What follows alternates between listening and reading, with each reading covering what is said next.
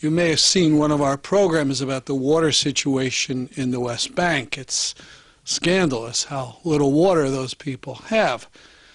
But for Gaza Strip compared to the West Bank is heaven. We'll be talking about the water situation in the Gaza Strip with Palestinian George Rishmawi. Good evening. Good evening, Stan. So tell us a bit about your background, who you work for and such. George Rishmawi. I am from the town of Bet Sahur, suburb of Bethlehem. I work in Jerusalem as the advocacy officer for the Near East Council of Churches.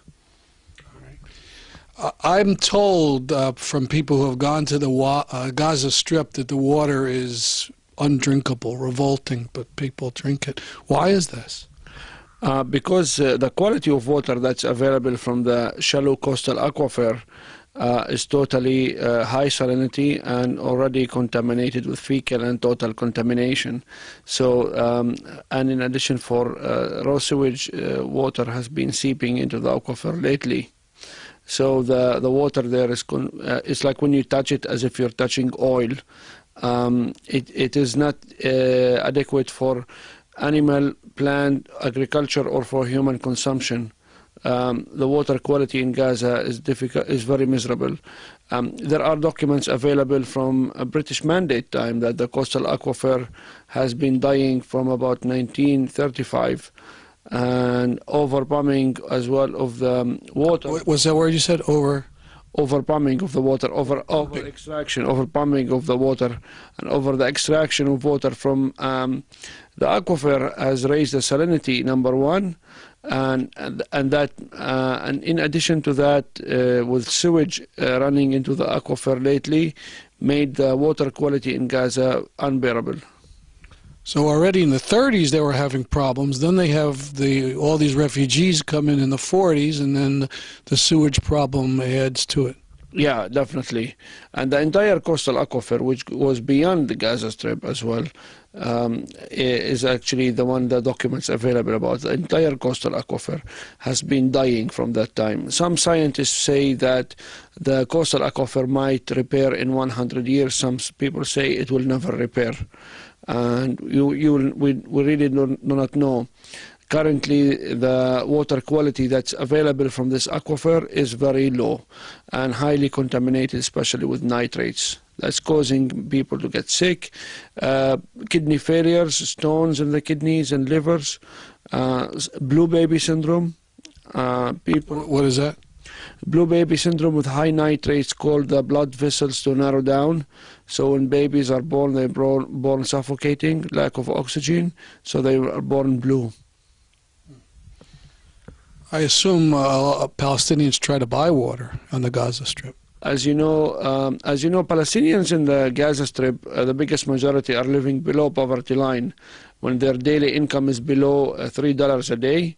And they still have to buy water from private vendors, from different, even municipalities try to get water from private vendors as well, through the network or through tankered water. So that's why people have to mix this water from the aquifer and with desalinated water so they can afford it. Water in Gaza is very expensive. The biggest majority of the people in Gaza cannot afford such high quality of water. Where the people who can afford it, where does this water come from? Some water, there are parts of the aquifer where people are getting, until now, good, bearable quality of water, and they use it by tanks. And there are places they have to buy from smaller desalination plants available in Gaza. So this water, it is really expensive.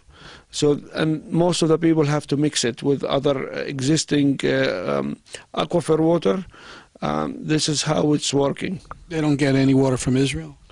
Of course not. The Israeli national water carrier passes by the borders of Gaza, which is taking water from the Sea of Galilee to the Negev to plant roses and to take it for military purposes as well. And no, people in Gaza are not getting any kind of water from Israel, which is actually something that will be very helpful if Israel can help with providing fresh water for the people of Gaza who are really dying from low quality of water. Now, what about the purification of wastewater? How you mentioned it a little bit, but how adequate is the getting rid of the bad stuff? With the blockade in Gaza, denying engines, new pipes, and spare parts for the treatment plants for Gaza, was a real problem. So we are ending up right now, we're having huge sewage lakes that are available in different places in Gaza. These lakes are seeping into the aquifer. And these lakes, one of the lakes exploded at a village a few years ago, which caused a lot of damage to the village, is causing a lot of environmental damage. Didn't some people die in this sewage flood? I really don't remember, but it destroyed many homes. Currently, some of them might explode on some of the people. Some of the sewage is running raw directly to the sea, where people depend on the sea for harvesting fish and where children swim. This is causing a huge environmental problem. You just imagine there are 1.5 million Palestinians where the biggest majority of their sewage is being not treated at the moment. When it goes into the Mediterranean.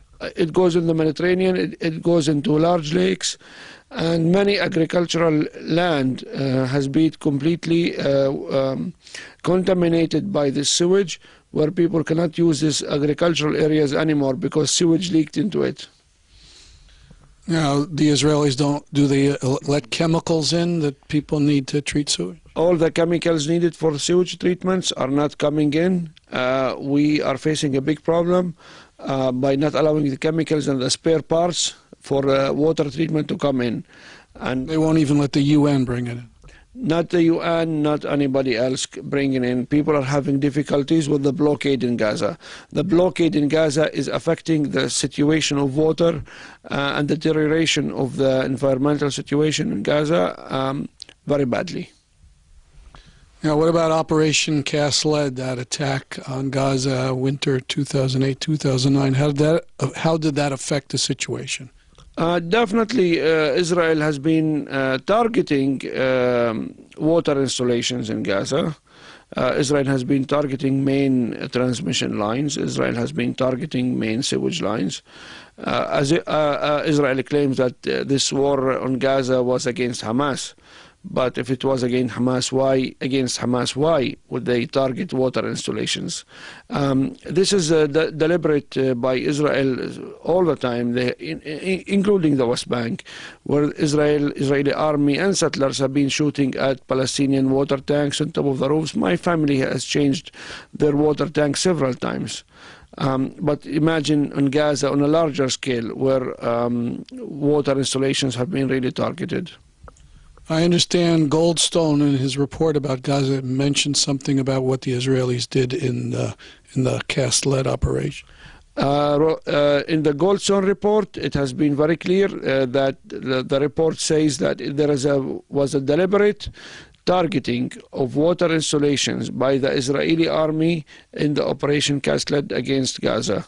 So Goldstone Report says that very clearly that Israel did target water installations and water infrastructure. Well, if by a magic wand we could improve the situation, what are some of the most important things that should be done to improve water situation in Gaza? Several things should be done.